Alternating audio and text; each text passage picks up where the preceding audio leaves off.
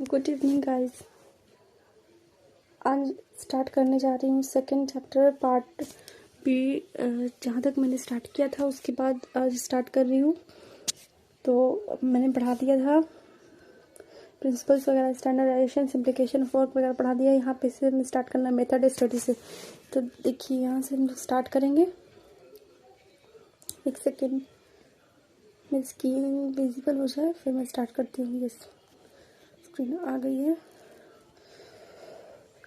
The objective of method study is to find out the best way of doing the job। तो method study का मतलब है कि कोई ऐसा मेथड यूज़ करिए जो कि आपके प्रोडक्टिविटी को बढ़ाए और आपके ये जो भी आपका रॉ मटेरियल है, जो भी आपका इनपुट है, वो फाइनल प्रोडक्ट तक जाए और जैसा आपने प्लान किया वो वहाँ तक जाए। ठीक है, किसी न किसी एक मेथड को फॉलो कीजिए, बस ऐसा वह कह रहा है। Motion study refers to the study of movements like lifting, putting object, setting and changing positions which are undertaken while doing a typical job. Unnecessary movements are sought to be eliminated so that it takes less time to complete the job efficiently।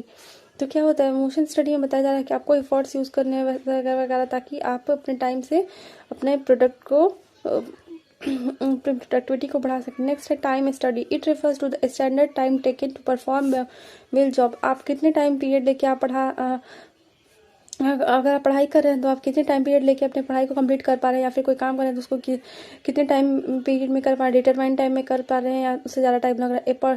Fatigue study. Person is bound to feel tired physically और mentally if she does not rest while working.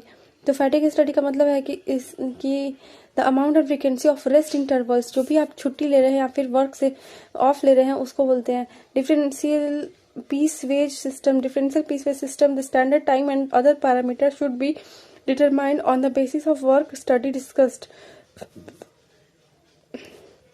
The workers can then be classified as an efficient or inefficient on the basis of these standards।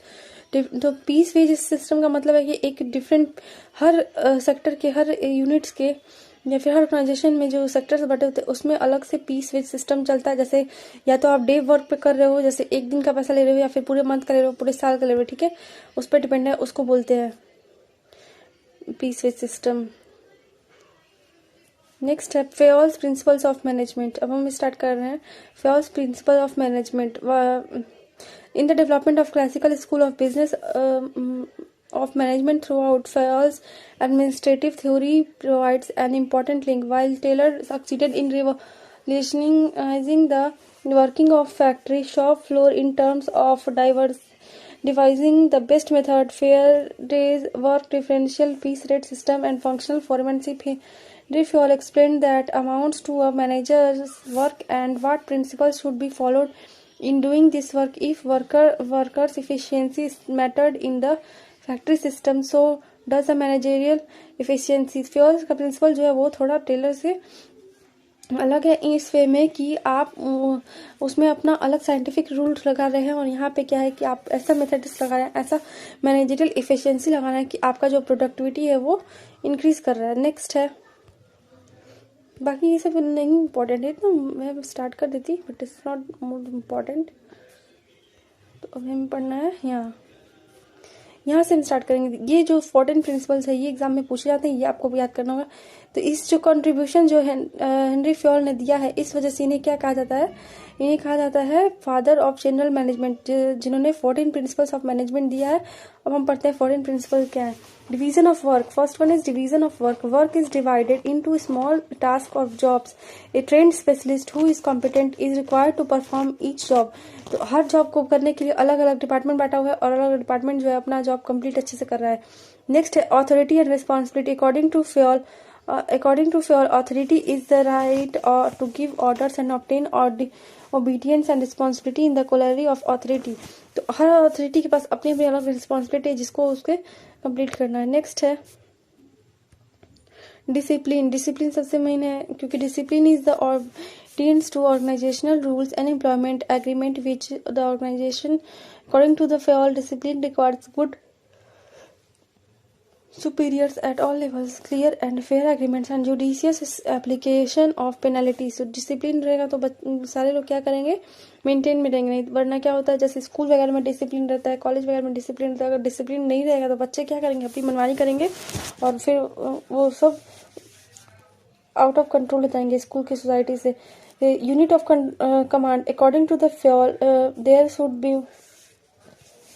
there should be one and only one boss for every individual employee. तो unity of command का मतलब क्या है कि सिर्फ एक manager हो और उसका सारा लोग फॉलो करें. ठीक है, कोई एक ही बॉस हो और वही सबके लिए ऑर्डर दे रहा हो और वही उसका ऑर्डर सब लोग मान रहे हैं, तो क्या होगा, वो यूनिटी ऑफ कमांड. मतलब एक कमांड मिल रहा है, उसी पे सारे लोग वर्क कर रहे हैं. नेक्स्ट है unity of direction. All the units of an organization should be moving towards the same objectives through coordinated and focused efforts. सब मतलब focused efforts और coordinated से क्या होगा, unity of direction. मतलब एक डायरेक्शन में वो निकल रहे हैं सबके सब किसी एक गोल को अचीव करने के लिए. वरना डायरेक्शन अगर ढेर सारे डायरेक्शन मिल जाएंगे तो क्या होगा, लोग परेशान हो जाएंगे कि वो किस डायरेक्शन में जाए. नेक्स्ट है subordination of individual interest to general interest. The interest of an organization should take priority over the interest of any one individual employee. According to Fayol, every worker has some individual interest for working. तो subordination क्या है, subordination जो भी interest organisation का उसको priority लेके चलना है.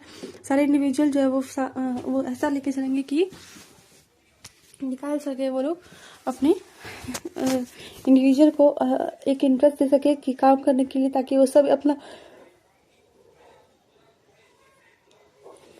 अपना बेस्ट दे सकें. ये जो टेबल है ये आपको याद करना होगा क्योंकि ये एग्जाम में बहुत बार पूछता है. जो कि ये टेबल है यूनिटी ऑफ कमांड का और यूनिटी ऑफ डायरेक्शन का. देखो फर्स्ट है meaning hour one subordinate should receive orders from and should be responsible to only one superior. Next है each group of activities having same objective must have one head and one plan. अगर subordinate जो है वो अगर दे रहा है तो unity of command होगा, लेकिन एक्टिविटीज को ही एक कर दिया जाता है यूनिटी ऑफ डायरेक्शन से. It prevents double subordination. Unity of command में सबऑर्डिनेशन को सिर्फ एक पर रखा जाता है, ना कि 2-3 पर. तो it prevents overlapping of activities. Unity of direction जो है उसमें बहुत सारे लोग अलग अलग डायरेक्शन में काम कर लेंगे, इस वजह से यूनिटी ऑफ डायरेक्शन लिया जाता है ताकि सारे लोग एक ही तरफ में काम करें. नेक्स्ट है it effects an individual employ. तो जो यूनिटी ऑफ कमांड है वो हर एम्प्लॉय तक चल जाता है. यूनिटी ऑफ डायरेक्शन जो पूरे ऑर्गेनाइजेशन को लेके चलता है. नेक्स्ट है रिम्यूनरेशन ऑफ एम्प्लॉयज. तो रिम्यूनरेशन का मतलब ओवरऑल पेमेंट जो कॉम्पेंसेशन वगैरह दिया जा रही है ऑर्गेनाइजेशन में एम्प्लॉयज को, उसे बोलते हैं. Centralisation and decentralisation. Centralisation of decision making authority is called centralization. concentration of decision making authority. तो decision making जो authority है उसको बोलते हैं, अगर एक जगह से decision आ रहा है सबके लिए तो उसको बोलेंगे centralization. अगर वही decision जो है सारे लेवल के मैनेजर्स जो है वो अलग अलग ले रहे हैं तो उसे बोलेंगे decentralisation. Scalar chain an organisation consist of superiors and subordinates. A formal lines ranks and authority from highest to lowest is known as scalar chain. यहाँ दिया हुआ है स्केलर चेन का. देखिए मैंने आपको पहले भी बताया है, ये वाला जो गिवन है ये है स्केलर चेन. यहाँ पे है टॉप लेवल मैनेजमेंट, फिर होगा बीच में जो भी है वो मिडिल लेवल होगा, फिर नीचे होगा सबऑर्डिनेट्स और lower level management. Okay, next है order. According to Henri for people and materials must be suitable places at appropriate time for maximum efficiency. The principle of order states that a place is flows for everything everyone and everything in its his place. तो क्या होगा, order अगर मिल रहा है वो सबके लिए मिल रहा है, पूरे के पूरे ऑर्गेनाइजेशन के. Equity, a good sense of experience are needed to ensure fairness to all employees who should be treated as fairly as possible. According to Fayol, this principle emphasizes kindness and justice in the behavior of managers towards workers. This will ensure loyalty and devotion. तो equity क्या है, equity को ऐसे लेकर चलना ताकि आपके पास एक ऐसा शेयर है, ऐसा आपके पास फेयर एम्प्लॉयज जो है उनके पास ऐसा एक्सपीरियंस है जिसकी वजह से उन्हें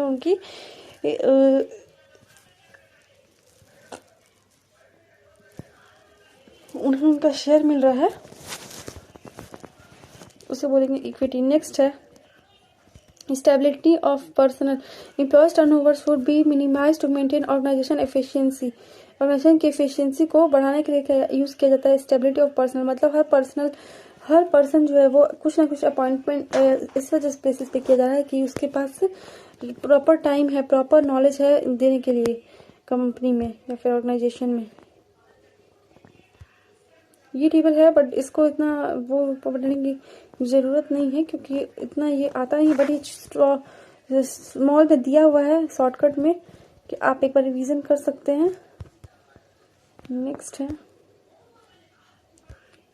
initiative. Workers should be encourage to develop and carry out their plans for improvements according to plan. ऐसा इनिशिएटिव लेना है कि जो इंटेलिजेंट पीपल हैं वो क्या करें, अपना मदद दे सके ऑर्गेनाइजेशन में। Spirit the crops management should promote A team spirit, मतलब टीम स्पिरिट मतलब एक यूनिटी लेके चलना है कि एक जो कंपनी में सारे लोग काम कर रहे हैं, ऑर्गेनाइजेशन में सारे काम कर रहे हैं, वो आई बन के नहीं, अपने लिए नहीं, वी मिल बन के काम कर, मतलब सबके लिए काम करे। एक कर रहा है वो काम सबके लिए करेगा। फ्योल वर्सेस टेलर, तो अब कंपैरिजन दिया हुआ है यहाँ पे, आप देख सकते हैं कंपैरिजन यहाँ पे दिया हुआ है कि दोनों में क्या डिफरेंस है हेनरी फ्योल में और एफडब्ल्यू टेलर में, पर ये पूछता नहीं है।